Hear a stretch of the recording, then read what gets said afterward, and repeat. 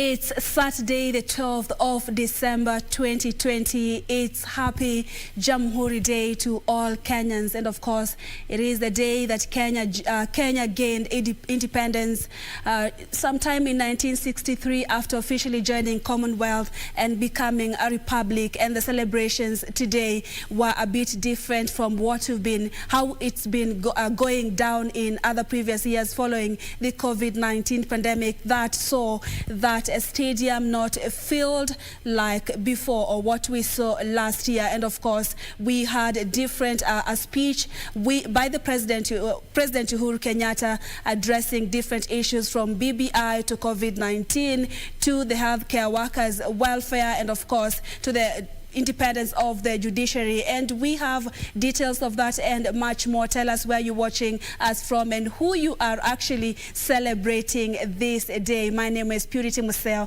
Let's begin the broadcast with the highlights. We remain on course for the resumption of learning in all classes effective the 4th of January 2021. The long wait is over. President Uhuru Kenyatta directs that all schools will open on the 4th of January as he leads the country in marking the 57th Jamhuri Day. It is all about checks.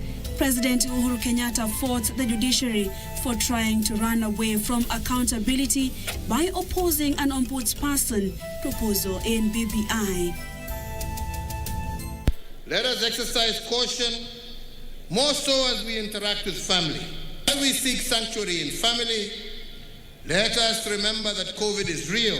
And Kenya records 548 new coronavirus cases in the last 24 hours, with 4 deaths.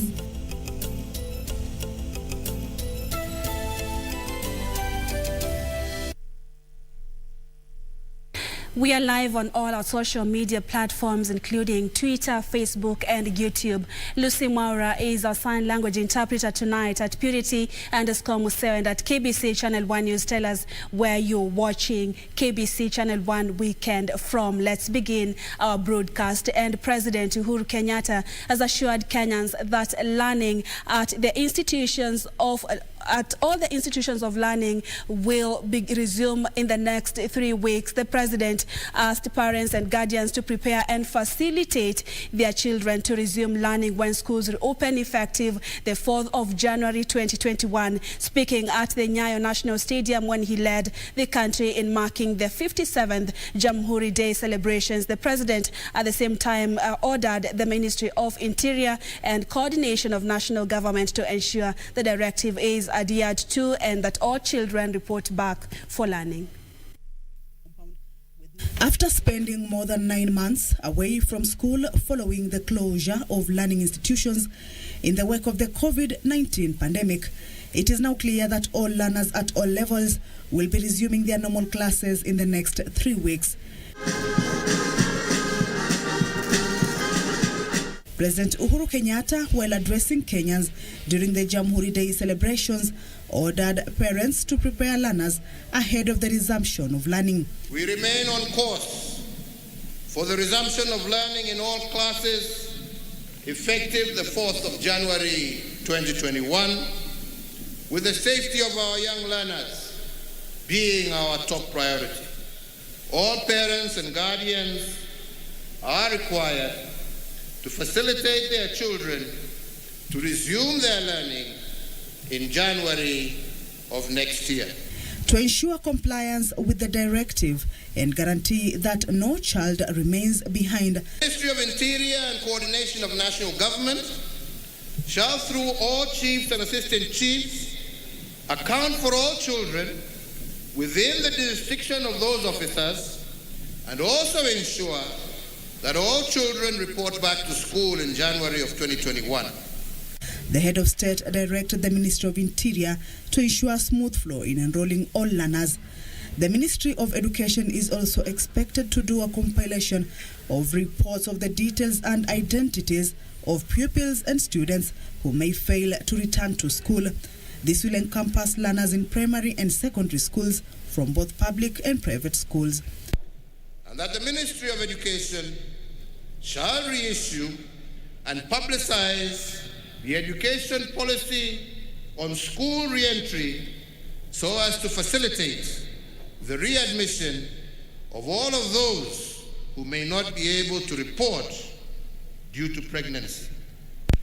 This situation is unprecedented, and Your Excellency, it calls on all of us to have a unity of purpose, unity of thought, unity of plan.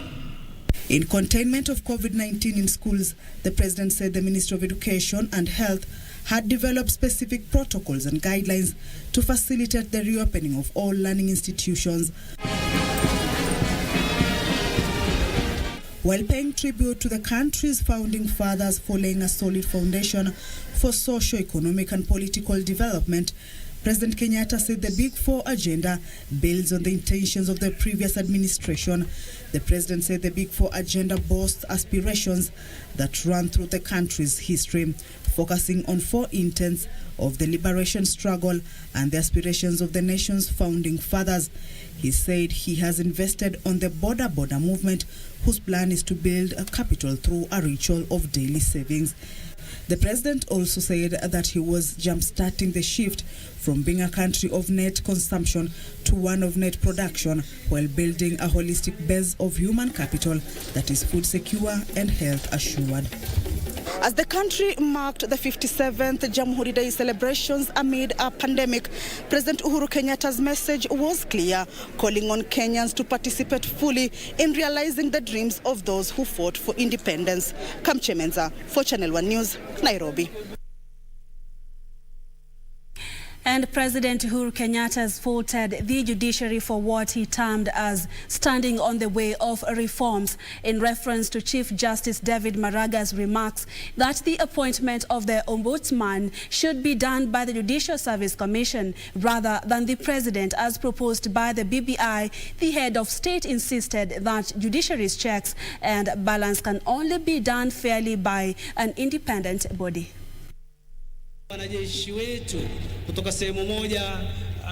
President Kenyatta used this year's Jamhuri Day celebrations to drum up support for the Building Bridges Initiative BBI with an impassionate call to Kenyans to embrace the initiative, saying it provides an opportunity for a transformative change. The President said all indications point to the urgent need to revisit the 2010 Constitution to make it better and more responsive to the aspirations of Kenyans. Seize this moment of opportunity and hope. It is a time to embrace hope. In a triumph of hope over fear, in March, reacting to claims by the judiciary arm of the government of alleged interference by the executive, the President did not mince his words, stating that an independent office of the Judiciary Ombudsman will oversight judicial action on behalf of the people. The First Amendment proposes the setting up of an independent office of a Judiciary Ombudsman to oversight judicial action on behalf of the people of Kenya. And with this formula, the people win and the distance between the disadvantaged and the law is reduced. In his exit speech yesterday, outgoing Chief Justice David Maraga recommended that Ombudsman be appointed by the Judicial Service Commission and not by the President as proposed by the BBI bill. The result of the BBI proposal is a direct conflict and a duplication of roles between the Ombudsman and the Judicial Service Commission. President Kenyatta stressed that the country must be guided by the spirit of the First Amendment to the 2010 Constitution as it debates the BBI proposals. He said increased positions at the apex of the executive from 2 to 5 by introducing a Prime Minister and 2 deputies will solve the issue of inclusivity. And yes, 5 positions at the apex of the executive means that some people will be left out. And that is why BBI proposes to introduce the position of leader of the official opposition that was successful under former constitutional dispensations. President Kenyatta also applauded BBI's proposals of a 50-50 shareholding of Senate by men and women, saying if 50% of Senate will be made of women, their contribution to a robust devolved system will be felt. We cannot co-create the devolved system if it is just dominated by men.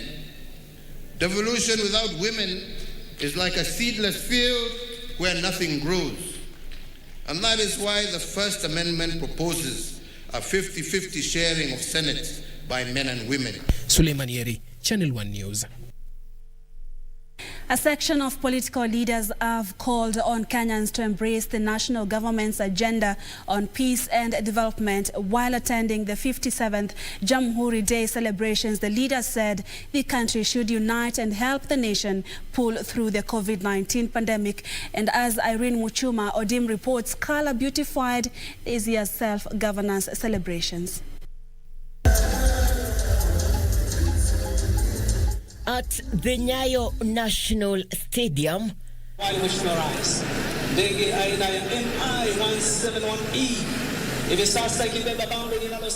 Jamhuri Day marked in colors symbolizing the flag of the Republic. The Kenya Defence Forces showcasing its marching prowess.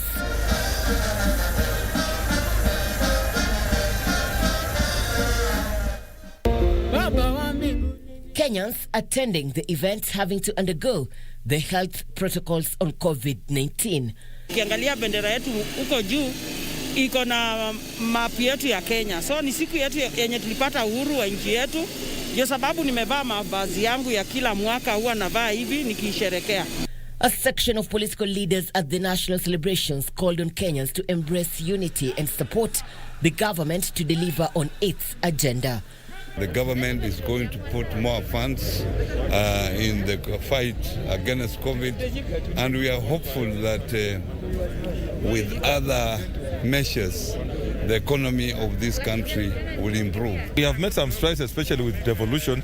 If you look at the strides we've made in devolution, I think devolution was like a changer into our country. So there are a lot of things that have happened in the counties that did not happen before we went for devolution. For me, as a member of parliament who was pushing for statelessness to be done away with in our country, given that we have colonial wrongs that brought a lot of people into this country that found themselves in Kenya and are stateless. So that was a good celebration today.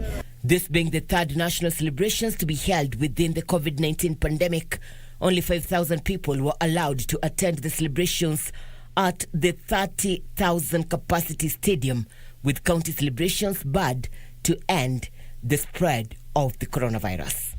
Kenyans have embraced the culture of celebrations, and on this day they neither disappointed. They turned out in numbers, listened to their leaders, and put their thoughts together on way forward in making Kenya a better country in color and in style.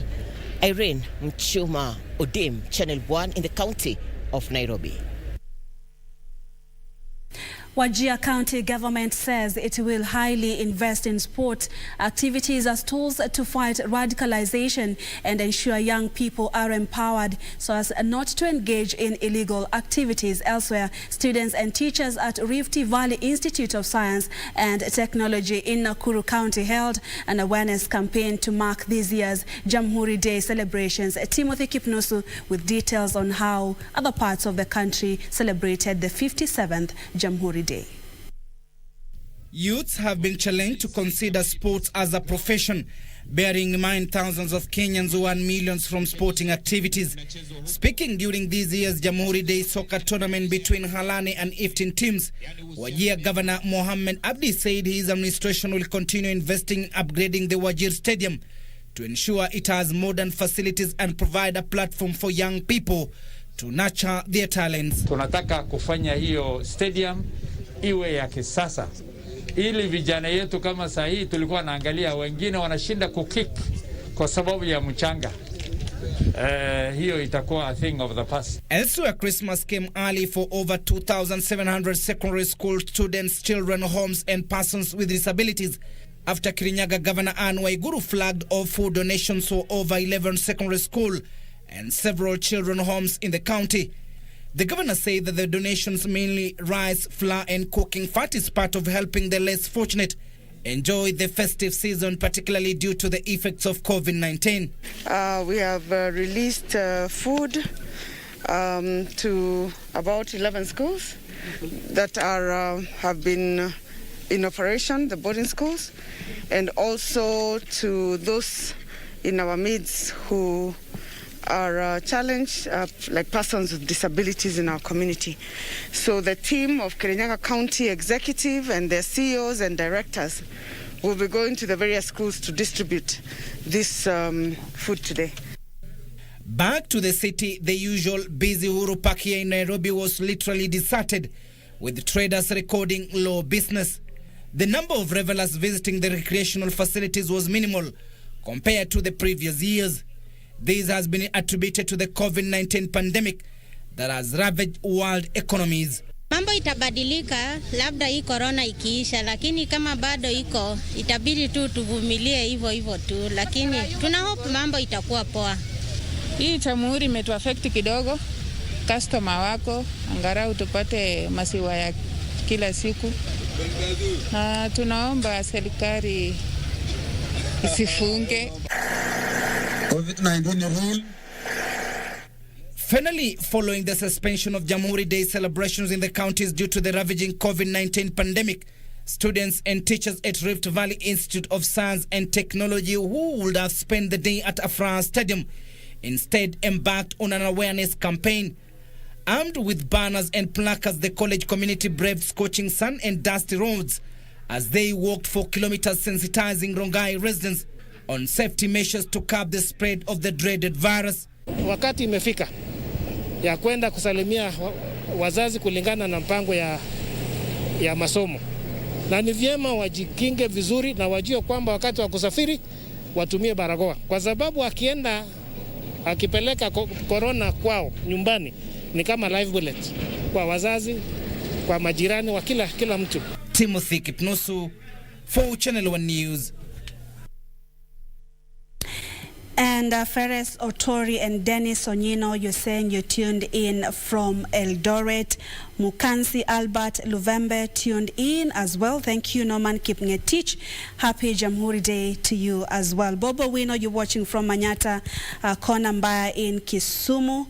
All right, thank you so much for that. Keep talking to us. Tell us where you tuned in from, and tell us also what you feel about some of the things that should be done. There's someone actually was saying that I'm grateful for life. Apart from that, nothing to celebrate because our doctors are dying and poor economy. Abby, that's what you're saying. So tell us how different you feel different this Jamhuri Day is, and who actually you are celebrating on Facebook and also on Twitter. I'll be sampling your feedback during this broadcast. Channel 1 Weekend now takes our first commercial break. Don't go anywhere. We still have plenty more to come. Stay with us.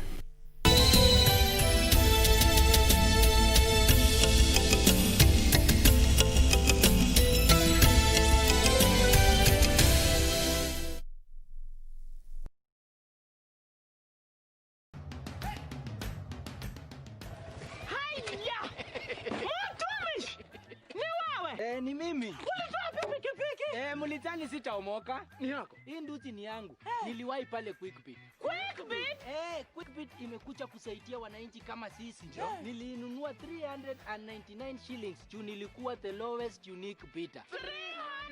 399 shillings. Quickbit shilingi moja unaweza nunua pizza.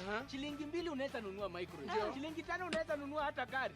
So tupeleke huko hata mtu aende huko. Jiunga na Quickbit ni rahisi. Enda kwenye M-Pesa, bonyeza paybill kisha weka business number 4032353. Kwenye account weka kodi ya bidhaa unayotaka na bidi yako ya chini zaidi. Kwa mfano TV 16. Kisha weka shilingi 20 tu kama idadi yako. Weka bidi yako pia kwenye www.quickbit.co.ke. Kumbuka, bidi ya chini zaidi ya kipekee ndio hununua. Quickbit, bidhaa bora kwa bei ya chini. This weekend on KBC Channel 1. We'll be talking about gender-based violence. So this is a big word. That principal would bang the door at 2 a.m. This man is a molester. Go get your stuff from him. You must find a way of getting your stuff from that house. And get out of that house before the night falls. That's where I learned that gender-based violence is real. If you don't comply, I'll make sure you fail. I want to teach that man a lesson. I want him to know that his decision does not determine anybody's future incomplete. Next on. He's in love with me and not with you. You look beautiful. Do you like it? Yes. And I'm the happiest woman in the world, and I love him. I really love him with all of my heart. Oh, Hunt. You look beautiful, darling. I think it's time. No. I think the baby is coming. Oh, I don't know. Oh, darn it. I'm feeling so itchy all over. Ugh. You went back to gambling, am I right? No, Mother. I was looking for a job. That seems far more important than a psychiatrist. In Love with Ramon. This weekend on KBC Channel 1. You won't sell me for a check. You don't know me. Flavia lady wants to consume my father. That's why she invited him to the wedding. That's why she invited him to dinner tonight. No more flowers. No more insinuation. I am a married woman. Children will accept me as their mom. Everything will be fine. We have the same nose for money. You are also suspecting that it's Bianca. Athletics Kenya is credited for starting organized athletics following its formation in 1950, when it was known as the Kenya Amateur Athletics Association, to become a powerhouse with great achievements to behold. And that is why this Tuesday, the 15th of December, Athletics Kenya will be commemorating 70 years of existence. Your true sports partner, KBC Channel 1, will ensure you don't miss out of such a prestigious occasion as they honor the men and women who made it happen. Let's join the celebrations from 10 a.m. in a true Kenyan spirit.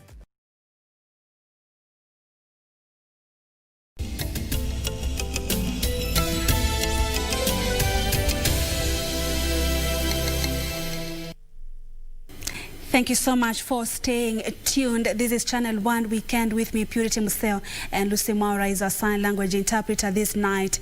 Let's proceed. And President Uhuru Kenyatta has urged Kenyans to exercise caution during the festive seasons as they travel and interact with their families, reminding them that COVID-19 was real. The head of state, who regretted that the coronavirus pandemic had caused a lot of disruptions in all sectors, told Kenyans that the best gift they can give to their loved ones was the gift of life. Speaking during the Jamhuri Day celebrations at Nyayo National Stadium, the president assured that his administration was addressing the issues ailing the healthcare sector, noting that work was in progress. COVID-19 is real, a reminder by President Uhuru Kenyatta to Kenyans during the 57th Jamhuri Day celebrations at Nyayo National Stadium, Nairobi, as they usher in the festive season. Fellow Kenyans, as we come to the end of what has been an incredibly difficult year, let us exercise caution, more so as we interact with family. If we seek sanctuary in family, as we seek sanctuary in family, let us remember that COVID is real. The head of state challenged Kenyans to stay at home to protect themselves and their loved ones from the deadly COVID-19 disease. Men, women, old and young are dying. The best gift that we can give to our loved ones this Christmas is the gift of life today and the promise of hope and a joyful tomorrow. President Kenyatta, who acknowledged the crisis at the healthcare sector, including strike by nurses and clinical officers, said that his administration was committed to ensuring a robust healthcare infrastructure at both two levels of government. Although we have some challenges in the health sector, we must remember that our endeavors are a work in process. Building a robust healthcare infrastructure at the county level has to go hand in hand with protecting our health workers as well. And indeed, my government is working on this. On the disruption of economic activities occasioned by the coronavirus pandemic, the head of state said the government will continue to cushion, especially small-scale businesses, through both fiscal and monetary policy measures. He took the opportunity to reflect on the strides made in the sector since the outbreak of the pandemic. When we were afflicted by the COVID-19 pandemic in March this year, we had only 8 infectious disease ICU beds countrywide.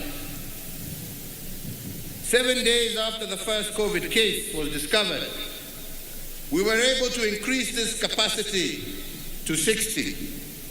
And today, we have 827 infectious disease ICU beds, up from 8 in March this year. The president's remarks coming as the country recorded 548 new infections Saturday, bringing the total number of cases to 91,526. The country's positivity rate now stands at 7.8%, below the 5% recommended by the World Health Organization for a country to attain a flat curve. A total of 1,586 patients have succumbed to the disease, with 4 fatalities announced Saturday. This as health services remain paralyzed 6 days in a row in various public hospitals after nurses and clinical officers downed their tools, demanding for better welfare. And to some unfortunate news that happened in Kisii County, a 22-year-old man has strangled his 53-year-old mother to death after she declined to sell their piece of land in Bokimonge village, Kanyanye sub-county, Kisii County. The suspect, James Muma, wanted the proceeds to purchase a motorcycle. Before fleeing after killing his mother, Muma challenged neighbors to go and witness the crime. The suspect, who is a confessed drug user, is said to have been agitated after his mother refused to sell their only piece of land so he could buy a motorcycle. Kifo chake ni shamba ndio imefanya haya yote yakatendeka. Kwa hivyo kijana bado wakati alimnyonga alipita akiambia jirani kwamba nendeni mkamuone nimemuua. Hivyo alishuhudia kwamba alitenda. Hatuwezi sema ni mtu alitoka kando, mahana yeye ndiye alisema mwenyewe. Elsewhere, Kenya Union of Clinical Officers Meru Branch Secretary General Moses Bayane has insisted that clinical officers in Meru County are still on strike. Bayane said that only the National Union Council had the capacity to call off the strike. And most of the services at Kericho County Referral Hospital are still suspended following clinical officers and nurses strike. County Director of Health, Dr. Betty Langat, said the strike had affected the facility and urged the health workers to resume duty.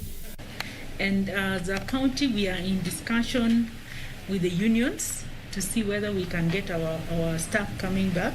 Stakeholders in the agricultural sector are seeking partnership with farming communities to help eliminate brokers who have made the sector a living hell. The Principal Secretary, State Department for Livestock, Harry Kimutai, says the government is working on policies and laws to strengthen the sector and bolster the value addition in agriculture products. Uncoordinated, fragmented sector. Everybody doing what they want to do without following the regulations, without being anchored through the associations like ASNET, KEPSHA, and others. Strategy is, of course, I keep mentioning, is to develop partnerships with government at county and national board.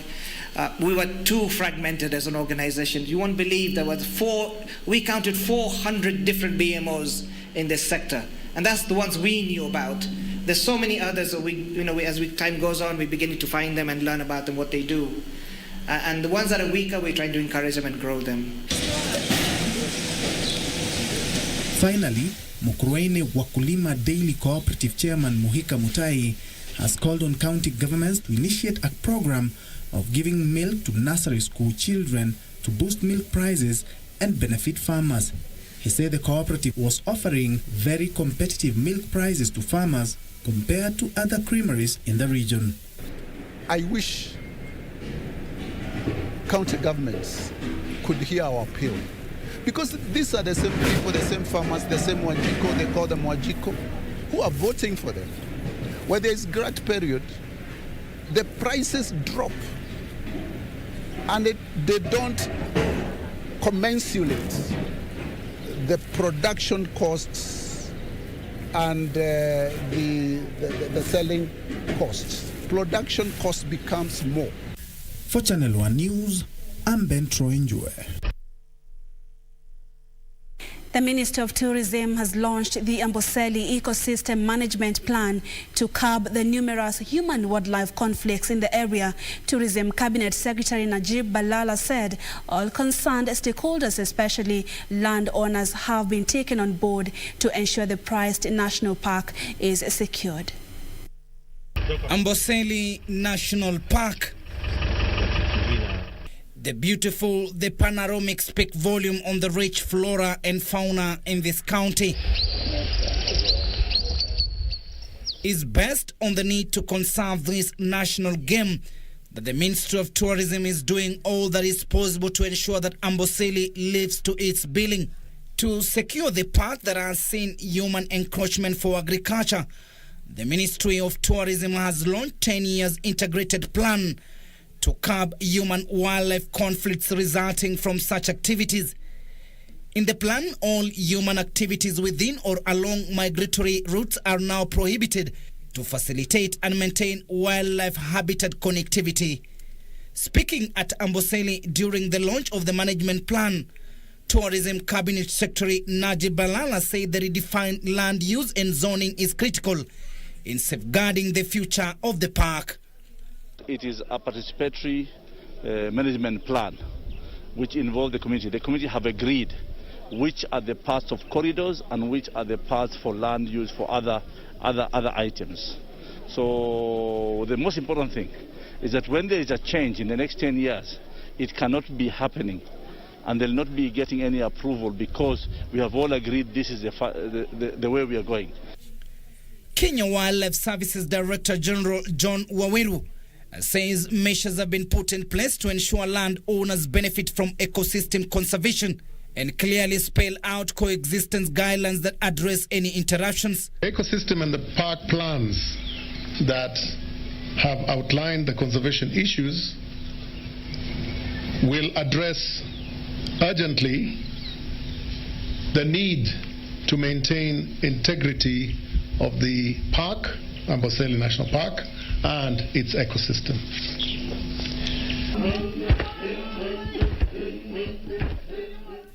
The locals lauded the move, saying the economy of Amboseli residents is predicated on tourism. Kila mtu akona shamba yake, wanaweza elewana. Au wako kwa pande hii ambaye kilimo na yeye anataka conservation, wanaweza elewana na mwenye shamba pande ile na mwingine aje pande hii. So that hisi ambaye zinakaa. The United States Supreme Court has rejected an unprecedented attempt to throw out election results in 4 battleground states that was backed by President Donald Trump. The lawsuit filed this week by the state of Texas sought to invalidate results in Georgia, Michigan, Pennsylvania, and Wisconsin. Meanwhile, European Union leaders have closed ranks as no-deal talk mounts.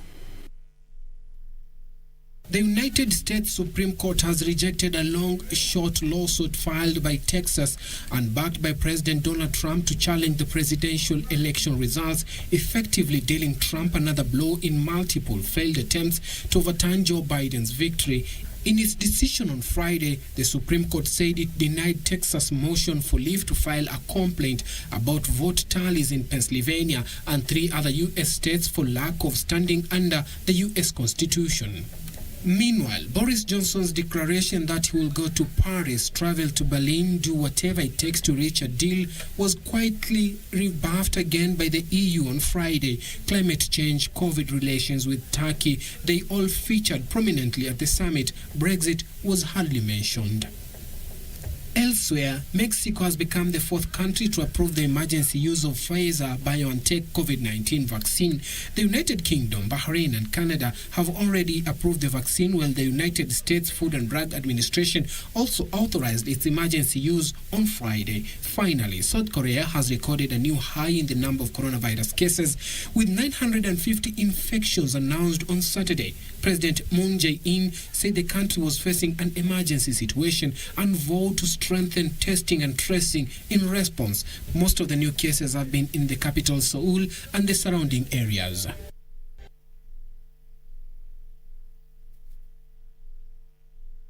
Another break will do right here at Channel 1 Weekend. Stay with us, still plenty more to come, including sports.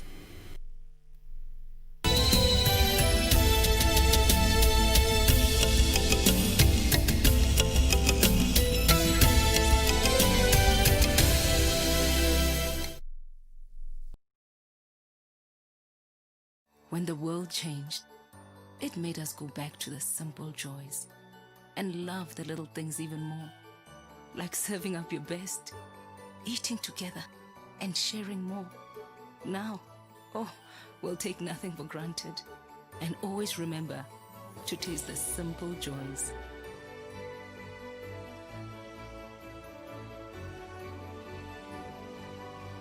Enjoy the magic of Christmas with Coca-Cola.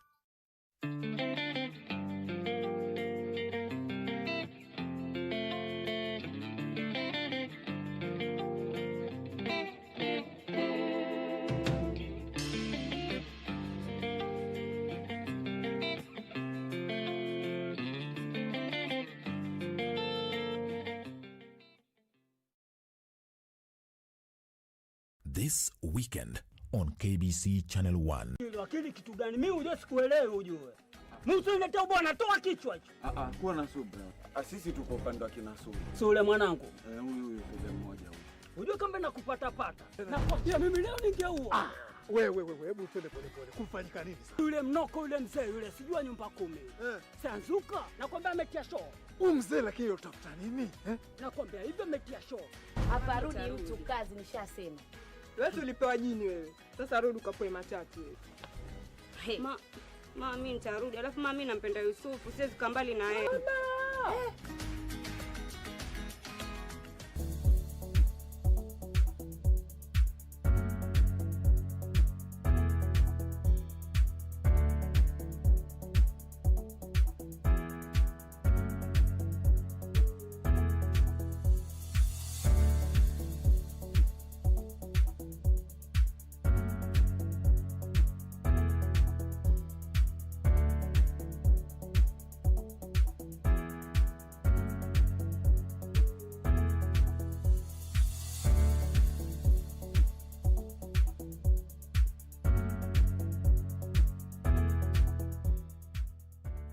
A love from the past will mark the love from today. I love you, Mauro. I love you like I have never loved before. Now the same obsession that ruined the past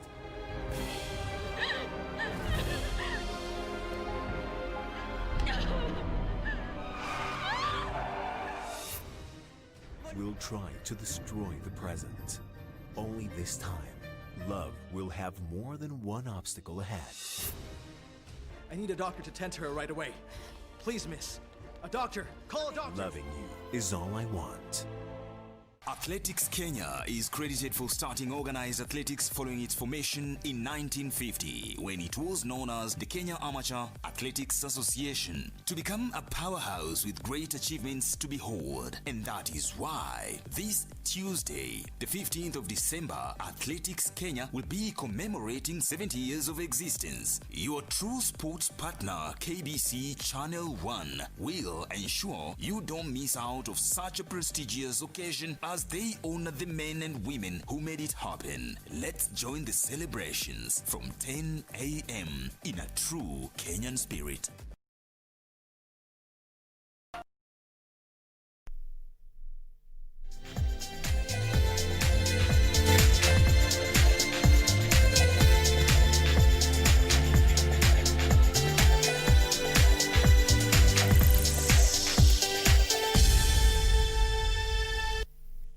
Time for sports news. FKF Premier League champions Gor Mahia today started their title defense on a winning note after narrowly beating Ulinzi Stars 1-0 in a league match played at the Nyayo National Stadium.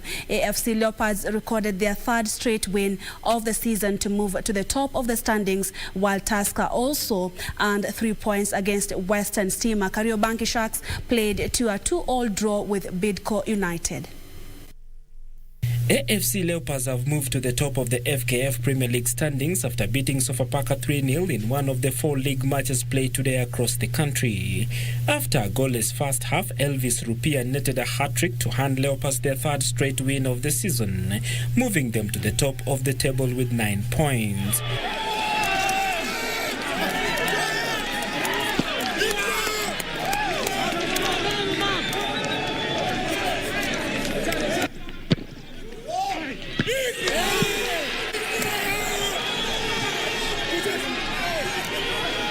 Rivals Gor Mahia kicked off their 2020-2021 season on a winning note by beating Ulinzi Stars 1-0 at the Nyayo National Stadium.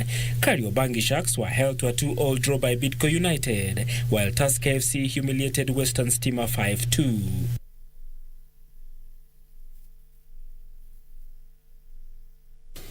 The Kenya Darts Federation has asked the Ministry of Sports to give the federation the green light to have their National League kick off. The federation, which held an end-year tournament today, promised to adhere to the government's protocols in curbing the spread of COVID-19. Following disruptions by the outbreak of coronavirus, the Kenya Dance Federation did not have its National League go on as planned, but focused on some minor tournaments to prepare teams for new season.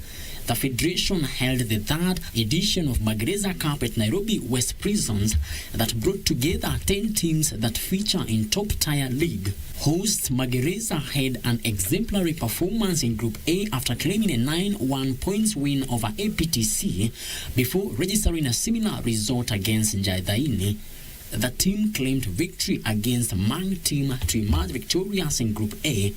In Group B, RV Prisons beat Committee Lions by 7 points to 3, while Rongai Police claimed a 8-2 win over Committee Lions. So tungeomba hata sisi pia tufunguliwe tukue kama any other sporting activity like football, tuanze michezo yetu kama kawaida. We are planning how we are going to play hii game. Tuendelee kucheza hii mchezo in a safe way.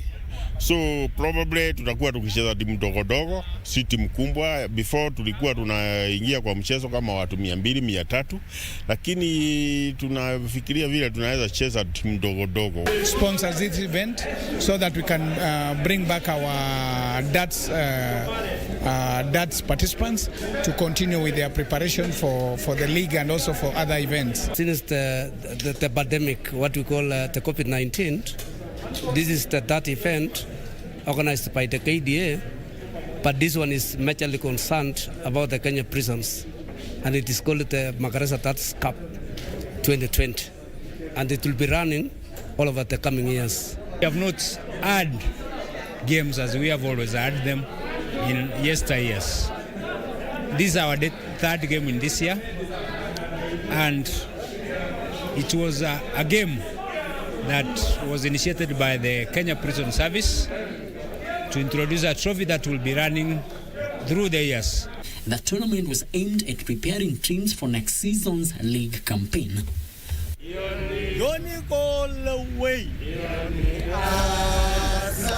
Frederick Muki for Channel 1 Sports.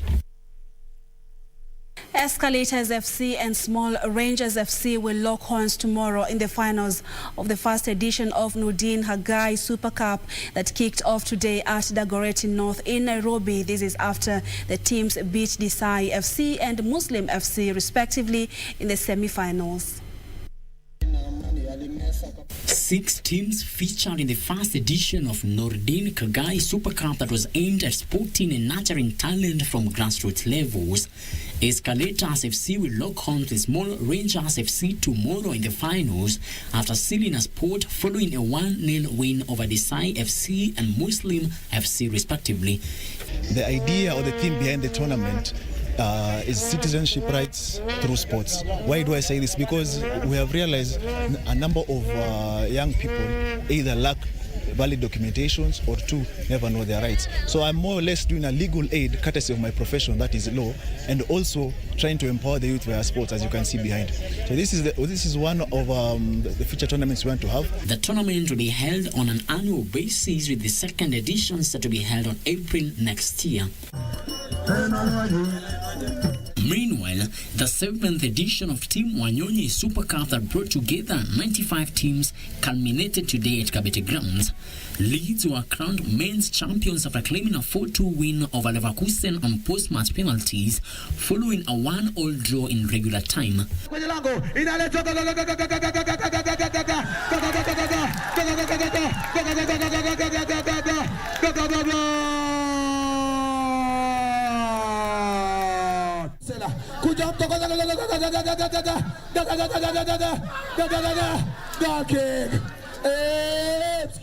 The women's title was won by Kibagare Girls, who saw off Patriot FC 2-1. Mechi imekuwa ngumu sababu ni mara ya kwanza kuingia finali ya Wanyonyi Super Cup, lakini tunashukuru Mungu at least tumeweza kuibeba, na at least wasichana hata motisha iko juu ya at least kwa mara ya kwanza kwa miaka 7 wamebeba. Finali imekuwa tough, tumejituma huko ndani. Kuwini kikombe ilikuwa like it was just the best thing that could have happened to us so far. Tulikuwa na motisha mingi sana ya kuchukua hiki kikombe na nafurahi tena sana tumechukua. Some countries which have managed to control, of course they are allowing a reasonable number of fans in the stadium. But as we do it, we must observe the Ministry of Health, the protocols, how we social distancing and all that, so that we make sure that we are not being very close and careless. So going to the stadium is not a bad idea, but we have to observe the Ministry of Health, the protocols. Frederick Muki for Channel 1 Sports. Substitute Anwar El Ghazi converted a stoppage time penalty as Aston Villa snatched victory in their West Midlands derby at Wolves. Nelson Semedos brought down John McGinn in injury time, handing El Ghazi the chance to side foot home his first goal since January from the sport. It was Villa's second win in 6 games, climbing back above their local rivals to 8th in the table.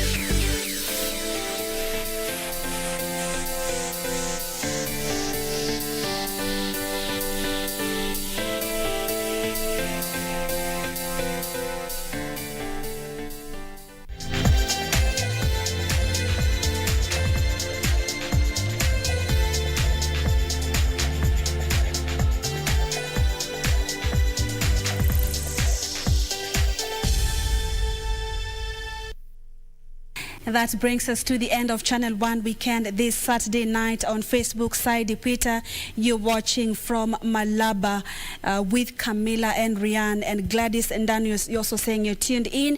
And then we have Joshua Monguru Ishmael tuned in from Kisii. Grace Atieno, you're also watching. Thank you so much for your company. My name is Purity Museo. Lucy Mora has been a sign language interpreter tonight. Up next is Weather Forecast. Good night and God bless.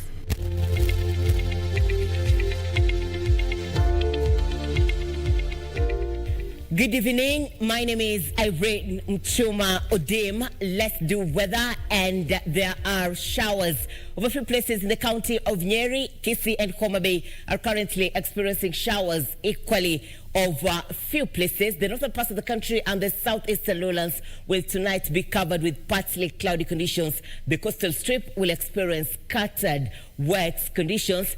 And tomorrow we are looking forward towards a more sunnier day from what we had today. Yes, this is it. The whole country will experience sunny intervals. There'll only be cloudy weather conditions over a few places around the coastal strip and a few areas in Garissa. In the afternoon, we'll see changes only over a few places in the country. This will only affect the county of Kisumu. There'll be showers accompanied by thunderstorms. Also over a few areas in Nyeri and Meru, we're looking forward towards afternoon hours to experience wet conditions. But meanwhile, the northern parts of the country, the coastal strip and the southeastern lowlands, equally at the capital, we're looking forward to sunny intervals throughout the day. Let's have a look at temperatures, and a favorable one, though they've slightly gone up in Lodwar and Mandera. We're looking forward to highs of 36 degrees Celsius Sunday. Tonight, the capital is experiencing highs of 16 degrees Celsius. Let's cross the borders and have a look at the international forecast. Be well. See you tomorrow. God willing.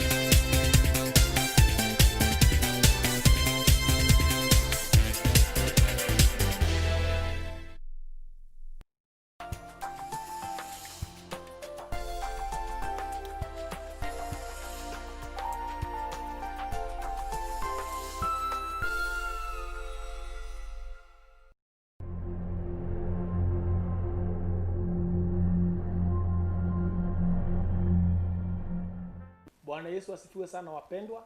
Kwa majina yangu naitwa Reverend Alex Kimani, na mtumikia Bwana na kanisa la KAG Kawangware.